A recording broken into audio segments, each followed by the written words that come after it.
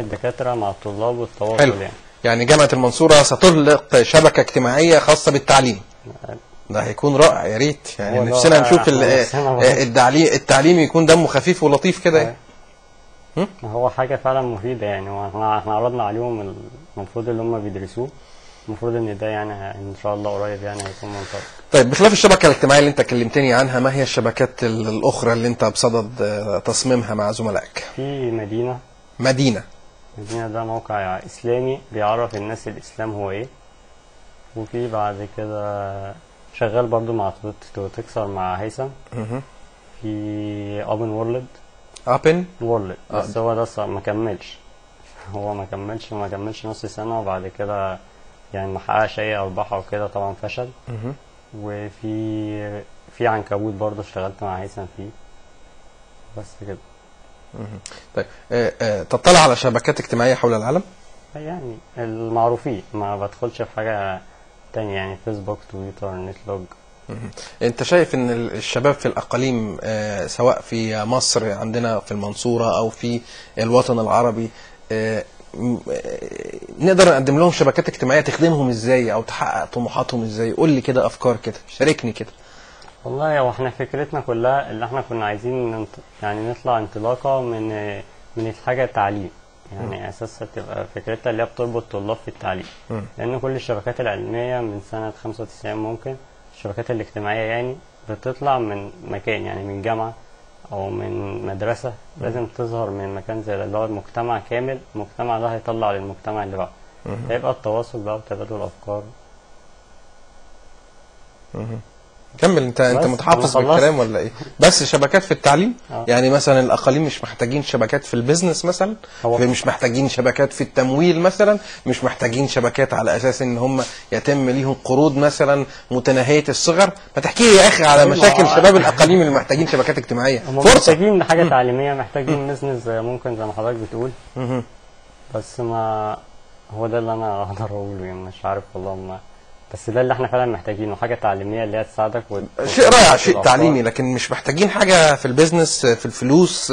مش محتاجين شبكه اجتماعيه يا اخي. هنا الوطن العربي بتتكلم في الاي بيزنس، في التجاره الالكترونيه، يعني الفلوس مهمه برضه. ما هي مهمه، بس ماليش فكره فيها، ماليش فكره في النقطه دي. يعني انا كان نفسي على الاقل بس نقل لي احلام الشاب في المنصوره او في بحري او في الاقاليم من الوطن العربي عموما، نفسه الشبكات الاجتماعيه تخدمه ازاي يا اخي؟ يعني ما فكرتش في دي قبل كده؟ يعني شكلك ما فكرتش في دي قبل كده. ممكن تنقله بره اللي هو المكان اللي هو فيه، يعني ممكن الشبكه اللي تحفزه اللي هو بره المكان اللي هو فيه. جميل جميل. يعني هو عاوز ينتقل من المكان، بس هو مكانه شبكات اجتماعيه يعني توفر له كده، اللي هو مثلا ممكن بره، ممكن في مكان نطلع على الافكار بتاع الناس، بتواصل معاهم بفكرهم هم كده، يعني يبقى بره يحس اللي هو بره المكان اللي هو فيه. طب انت كمطور بتكسب كويس من المهنه دي وانت طالب؟ المفروض بتوفر لك دخل. بتوفر دخل. طب ما دي برضو فكره ان يعني الاقاليم وشباب الاقاليم في الصعيد ولا في وجه بحري ولا في اطراف مصر، ان الشبكات الاجتماعيه او صناعه الانترنت تدخل له مداخيل وهو في مكانه، لان الفرص العمل صعبه، يعني فرص العمل التقليديه صعبه. يعني مش شايف ان ده برضو وسيله او مدخل كويس؟ هو مدخل كويس، بس هي فكره في اللي هيقدر يعمل ده او اللي هيقدر يطور ده. يعني هي محتاجه دراسه، محتاجه صبر، محتاجه كتير، يعني مش اللي هي السهوله اللي انت توصل لها، اللي انت يطلب منك ديفلوبر للسوشيال نتورك او كده يعني. بس فقط يعني انت احلامك كلها في تطوير الشبكات الاجتماعيه، بتساعد الفرق، وان انت يعني طالب وبتشتغل في المهنه دي فقط، مفيش افق اعلى من كده؟ لا، الافق اللي انا ممكن يبقى ليها سوشيال نتورك حاجه عاليه، حاجه على العالمي، يعني حاجه عربيه في اسم يعني. ايه البيزنس موديل بتاعها؟ الفكره ايه هنا اهوت؟ اديني التيمه بتاعتها، التميز. هي الفكره التميز ان انت لازم تجمع بين كله، بين جميع السوشيال نتوركس كلها. ممكن ده يبقى شيء جيد لكنه تقليد.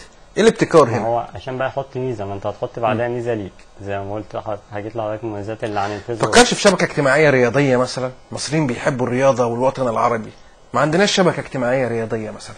ما هي فكره، بس مش يعني انت بتفكر في الفكره، بس التحقيق يعني تنفيذها نفسها. مشكله تنفذها؟ هي تنفذها هي مش مشكله بالنسبه لنا، بس ان انت بتفكر عايز تنفذ. فاهمني حضرتك؟ لا مش فاهمك.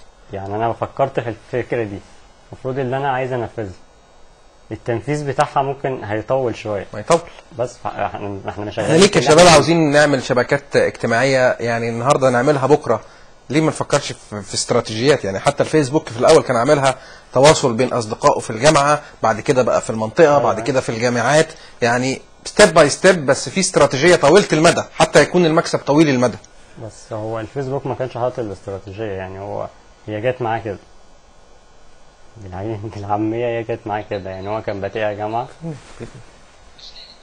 كانت بادئ معاه الاول جامعه، بعد كده لقى ان في شباب الثانويه العامه والمدارس الاخرى عايزه تدخل تتعرف على الجامعه، فتح شويه، فتحها امريكا، فتح على العالم كله. بس يعني هي جت معاه ستيب باي ستيب، هي اللي جت معاه، مش هو اللي رايح لها. انت رايك ان هي جت معاه كده، بس ده تحليل انا اختلف معاك فيه. ليه بقى؟ يعني هو طبعا كان عنده خطه ان هو يتواصل، من قصص كثيره انه كان ليه حبيبه موجوده في الجامعه، فحب ان هو كان رجل خجول انه يتعرف عليها، فحب يعمل سيفيهات الناس اللي موجوده في الجامعه كلها، فكان الهدف ان هو يكون اول شبكه اجتماعيه، لان الجامعه كلها تكلم بعضها.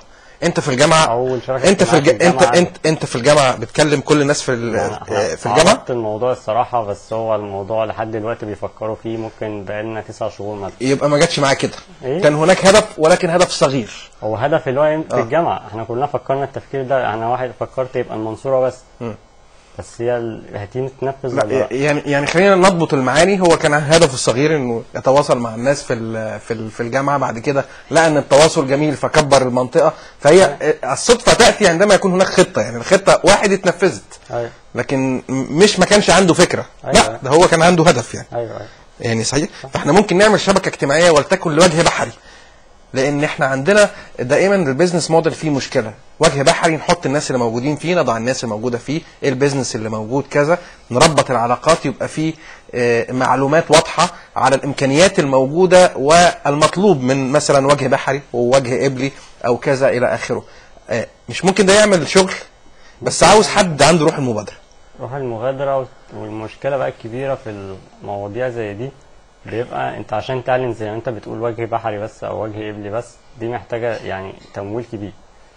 طب ما انتوا تقدروا تعملوا شبكه اجتماعيه. هنقدر نعمل، بس على انا مثلا انا واحد في كليه تجاره زي ما انت هتتعاون مع طلبه في كليات ثانيه. ايه؟ هتتعاون، يعني انت هتعمل التصميم، المحتوى او مين اللي موجود في المنطقه، هتتعاون مع طلبه من طنطا ومن الشرقيه ومن كذا. فالموضوع هيكون شيرنج، هيكون سهل. طب ما هو كذا فريند بدأ شيرنج كده. يعني احنا بدأنا من كذا محافظة، كذا صاحب. انا سعيد بيك ان انت من وجه بحري، لكن خايف من حاجة. ان احنا عندنا فرصة بسبب تكنولوجيا المعلومات والشبكات الاجتماعية، بس احنا دايما حاطين سقف لنفسنا، خايفين نبادر. فرصة ان انت في الجامعة قبل ما تتخرج انت وكل الشباب انك تقدروا تعملوا حاجة، بس الموضوع يكون شيرنج. نؤمن ان احنا نعمل فريق عمل صحيح. لو عملنا كده هتعملوا بومينج يا اخي، يعني هتعملوا حاجه. لكن غير كده المناطق المغلقه مش هتتغير. تتغير ازاي اذا كان شبابها ما بيغيروهاش؟ ايوه، بس هو المشكله اللي انا يعني الشاب العربي او اللي هو في مصر مثلا، هو داخل شبكه اجتماعيه جديده، متخيل اللي هو هيلاقي اصحابه كلهم زي ما هو لاقيهم في الفيسبوك هيلاقيهم فيه، فهو داخل لا انا ماشي اشتراك بس. فهي دي بالنسبه لنا بتقابلنا دي مشكله، ان انت ازاي تقنعه بده اللي هي لسه جديده، ان انت هتصبر شويه. يعني الناس بتخاف انها تشترك في شبكات عربيه، وكمان شبكه عربيه جديده في رايك. عربيه جديده، بس انت ممكن تجيب ناس زيك وزي هيثم موجودين فيه، على الاقل لو وجدنا في كل 1000 واحد في ال1000 يعني شيء جيد، واحنا متاكدين ان احنا هنلاقي رقم اعلى من ده. يعني فاهمني؟ بس احنا يبقى عندنا الاراده وروح المغامره، بدل ما نضيع وقتنا كده هوت في الوقت يضيع مننا وحاجات زي كده هوت. خلونا يا اخي، انا اصلا متحمس جدا، يعني لو سمحت لي، انا ليه بقول لك كده، يمكن ضغطت عليك في هذا الموضوع، لان انا متحمس بصراحه للشباب في الاقاليم. هم اكثر مهاره، ولكن مش عاوز حد ييأس. يعني ربما ضيق المكان، التزايد السكاني، ضعف الفرص تجيب احباط، والتكنولوجيا والشبكات الاجتماعيه ضد الاحباط دهوت. ان شاء الله والله نحاول نشوف فكره يعني وننفذها، بس هي المشكله كلها في اللي انت تبع تفكيرك، يعني تفكير الشخص نفسه. يعني انت موضوع الشيرنج ده المفروض يبقى موجود متاح عندك الاشخاص عشان تبتدي تنفذ وتقول لهم نفذوا. انت عليك ان انت تبحث. ايه؟ عليك ان تكون باحث. يعني احنا هنبقى ويب ديفلوبر وكل حاجه وباحث؟ طبعا لازم نعمل كده في العصر دهوت. ما احنا هنحط رجل على رجل واقول ان انا ويب ديفلوبر بس، او ان انت مذيع بس، او ان انت مصور بس، او ان انت مخرج بس، او ان انت كاتب صحفي بس. مش هينفع. او ان انت مشاهد بس. ده حتى المشاهد ما عادش مشاهد، بقى صانع في البرنامج. شكرا جزيلا عبد الرحمن، نورتني. انا سعيد بيك ومتحمس ليك. تحياتي لك ولكل الشباب في الاقاليم اللي هم متميزين واللي هم اكثر مهارة من الاخرين. شكرا جزيلا عبد الرحمن. شباب مصري واعد يصمم شبكات اجتماعية ويطور، يريد فرصة وربما يريد تواصل أكبر أيضا، ويريد رعاية. فكرة المنتورنج أو الرعاية دي فكرة مهمة جدا جدا. IT شو دائما يرعى الأفكار الجديدة، قادة الإنترنت والمبادرين. نتفاعل دائما على جروب البرنامج IT شو ذا أحمد يوسف، أو على البروفايل الشخصي الخاص بي على الفيسبوك الإعلامي أحمد يوسف، أو على تويتر @دماغتك. ويمكنكم مشاهدة كل الحلقات على اليوتيوب على قناة أحمد يوسف شو الموجودة على اليوتيوب. بشكر كل فريق عمل برنامج IT شو، كل خلف الكواليس، على رأسهم مخرج البرنامج محمد الطحاوي والمخرج المنفذ كريم ممدوح. نتواصل دائما. بكرة موعدنا 4:30 بتوقيت القاهرة. إلى اللقاء.